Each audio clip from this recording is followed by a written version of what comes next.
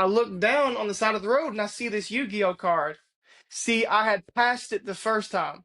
And I pick up this Yu-Gi-Oh card, and the first thing that's going through my mind is, oh, I wonder how much that's worth, because they're collectible. I'm like, I'm gonna sell that thing. And I had that poverty mindset. And so I go to pick it up and I go to read it, and this is what it says. It says, righteous justice, righteous justice.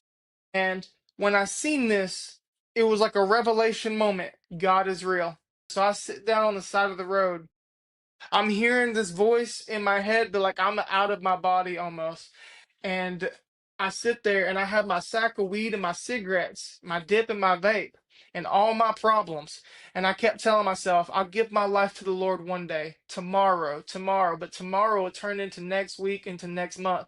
And I heard the voice of the Lord say, why don't you give me your life today? And instantly my flesh rose up and I was like, no, tomorrow, Lord. And he said, why don't you give me your life today? And I started thinking about my life. This life has brought me nothing but pain and hardship. At that moment, I said, you know what, Lord?